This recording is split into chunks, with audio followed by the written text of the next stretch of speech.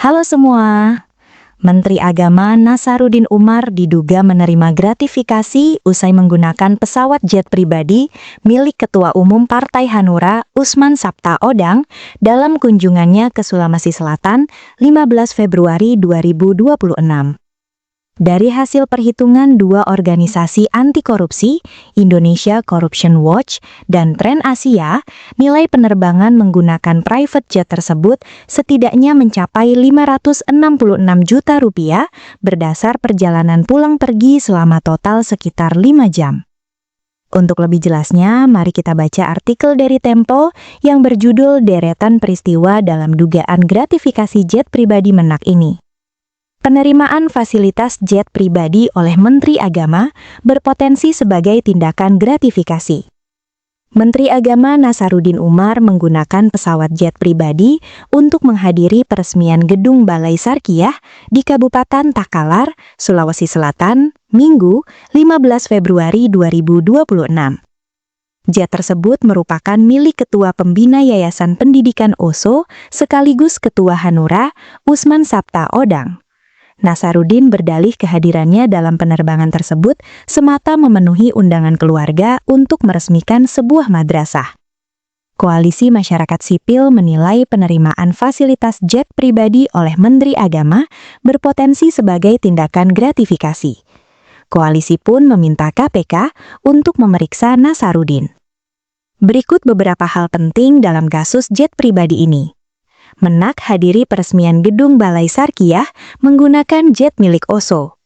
Menteri Nasaruddin menghadiri peresmian gedung Balai Sarkiyah di Kabupaten Takalar, Sulawesi Selatan, Minggu, 15 Februari 2026.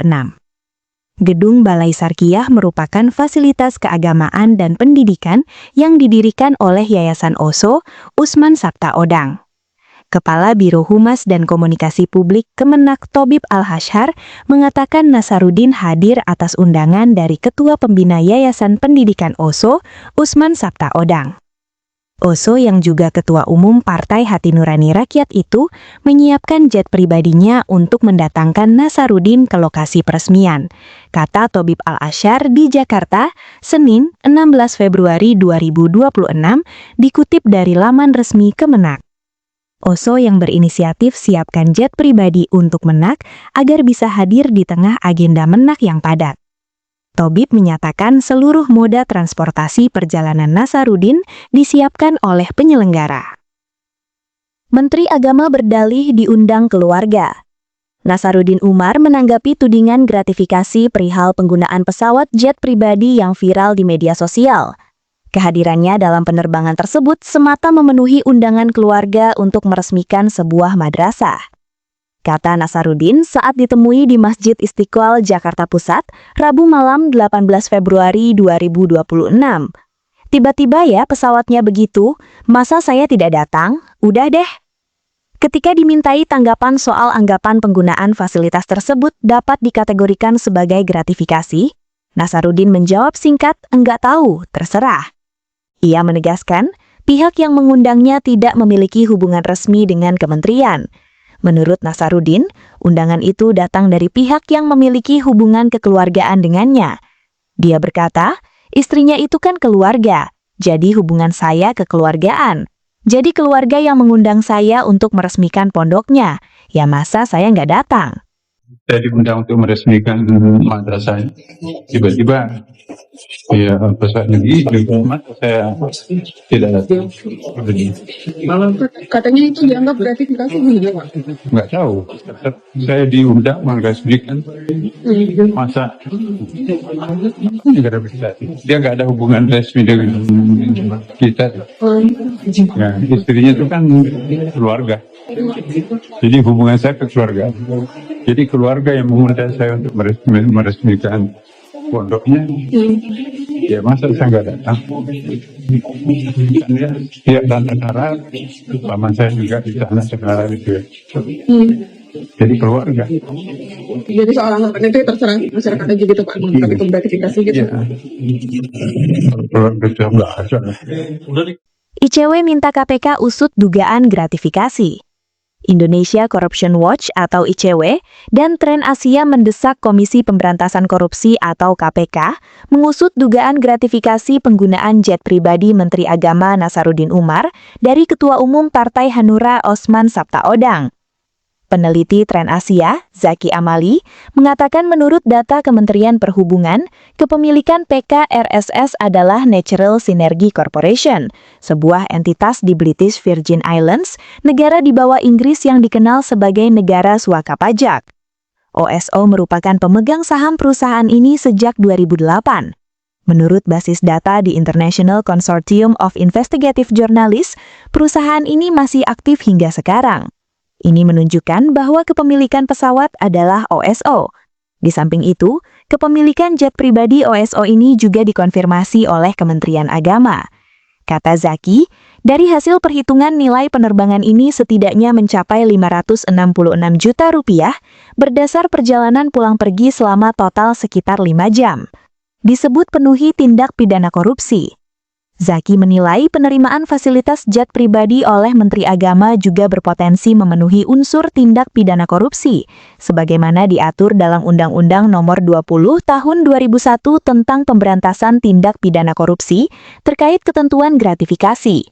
Pasal 12 huruf B ayat 1 dan ayat 2 menegaskan bahwa setiap penyelenggara negara yang menerima gratifikasi dengan nilai 10 juta rupiah atau lebih dan tidak dapat membuktikan bahwa gratifikasi tersebut bukan merupakan suap, dapat dipidana dengan pidana penjara paling singkat 4 tahun dan paling lama seumur hidup. Sebagai penyelenggara negara, Menteri Agama seharusnya menolak setiap bentuk pemberian yang secara nyata bertentangan dengan hukum, terlebih apabila pemberian tersebut berasal dari tokoh politik yang berpotensi menimbulkan konflik kepentingan di kemudian hari. KPK dalami dugaan gratifikasi. Ketua Komisi Pemberantasan Korupsi Setio Budianto mengatakan lembaganya tengah mendalami dugaan gratifikasi penggunaan jet pribadi Menteri Agama Nasaruddin Umar dari Ketua Umum Partai Hanura Osman Sabtaodang. Setio menuturkan, pendalaman tersebut untuk memastikan tindak pidana korupsi dalam pemberian fasilitas tersebut. Setio Budianto berkata di Gedung Merah Putih KPK Jakarta Selatan, Rabu 18 Februari 2026.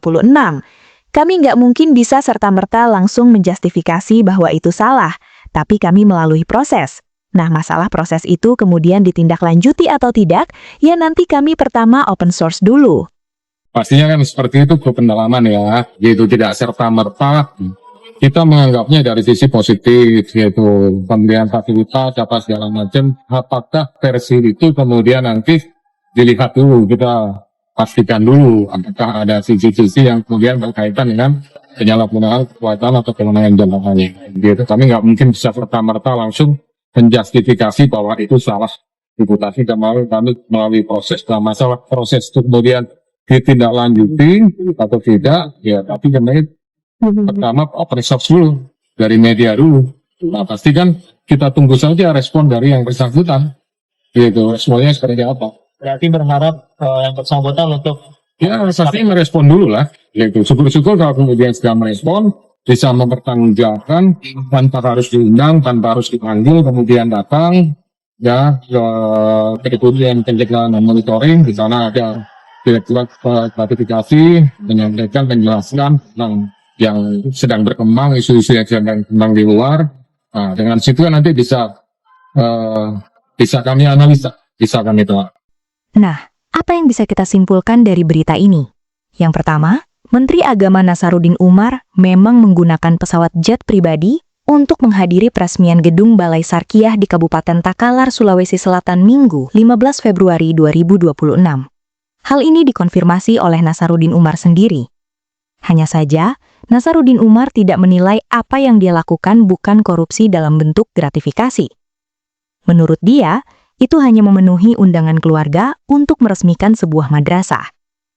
Nasaruddin Umar mengaku istri Osman Sabtaodang adalah keluarganya. Dan segala fasilitas termasuk pesawat jet pribadi itu disiapkan oleh Osman Sabtaodang sebagai penyelenggara. Jadi, semua informasi tentang Menteri Agama Nasaruddin Umar memang menggunakan pesawat jet pribadi ini benar dan terkonfirmasi. Yang menjadi pertanyaan adalah, apakah Menteri Agama menggunakan pesawat jet pribadi ini bisa dikatakan korupsi dalam bentuk gratifikasi? Sebenarnya, Nasaruddin Umar bisa membantah dia menerima gratifikasi dengan alasan dia tidak tahu nilai menggunakan jet pribadi semahal itu, jadi dia tidak merasa perlu untuk lapor ke KPK. Tetapi dari berita yang kita baca, Nasaruddin Umar tidak berkata seperti itu, yang artinya bisa mengindikasikan Nasaruddin Umar tahu nilai menggunakan jet pribadi memang mahal. Dia malah menggunakan alasan undangan keluarga yang lebih menimbulkan polemik. Yang pertama, dalam hal gratifikasi ini, tidak melihat apakah ada hubungan keluarga atau tidak ada hubungan keluarga. Tidak ada hukum yang mengatakan, kalau diberikan oleh keluarga maka itu bukan gratifikasi. Yang kedua, kita anggap Osman Sabtaodang memang punya hubungan keluarga dengan Nasaruddin Umar. Tetapi Nasaruddin Umar diundang untuk meresmikan gedung bukan karena dia adalah keluarga, tetapi karena dia adalah Menteri Agama. Kalau Nasaruddin Umar bukan Menteri Agama, apakah dia akan diundang untuk meresmikan gedung? Kemungkinan besar tidak. Yang ketiga, justru dengan berkata Osman Sabtaodang punya hubungan keluarga, Nasaruddin Umar sebenarnya menunjukkan bahwa dia menyalahgunakan jabatan untuk menguntungkan keluarga atau kerabat. Kita tidak tahu apakah ada pihak lain yang juga mengundang Nasaruddin Umar untuk meresmikan gedung atau urusan Menteri Agama lain, tetapi Osman Sabtaodang didahulukan karena punya hubungan keluarga. Jadi ada potensi konflik kepentingan, perlakuan khusus karena kedekatan, jabatan publik bercampur dengan relasi pribadi. Apalagi Osman Sabtaodang adalah ketua umum partai. Jadi apakah Nasaruddin Umar korupsi dengan menerima gratifikasi? Yang berhak untuk menjawab ini sebenarnya adalah KPK. Tetapi kalau kita baca dari berita ini, Osman Sabtaodang memberikan fasilitas mewah supaya Menteri Agama Nasaruddin Umar datang meresmikan gedung. Keuntungan Osman Sabtaodang adalah acaranya mendapatkan legitimasi dari negara, keuntungan Nasaruddin Umar adalah menikmati fasilitas mewah. Memang tidak ada kerugian negara dalam bentuk keuangan atau apapun, tetapi gratifikasi adalah bentuk korupsi yang tidak mensyaratkan kerugian negara. Dan dari pernyataan Nasaruddin Umar atas permasalahan ini dengan mengatakan ini urusan keluarga dan tidak tahu, menunjukkan dia kurang sensitif terhadap standar etika publik, mempunyai pemahaman hukum yang lemah, dan komunikasi politik yang buruk.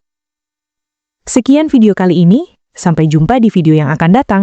Tuhan Yesus memberkati. Naikkan gaji, kurangi pekerjaan, tambahkan fasilitas ibadah, perbanyak cuti.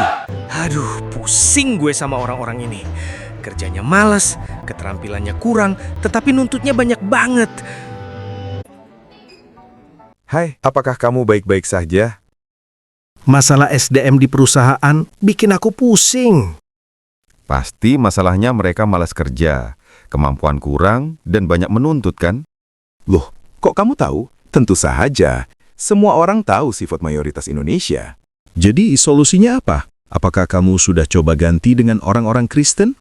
Orang-orang Kristen emang beda? Tentu saja beda. Orang Kristen cenderung lebih pintar, lebih rajin, dan tidak banyak menuntut. Oh, begitu ya. Tetapi di mana aku bisa mencari karyawan Kristen? Nah, sekarang sudah ada aplikasi Iktus.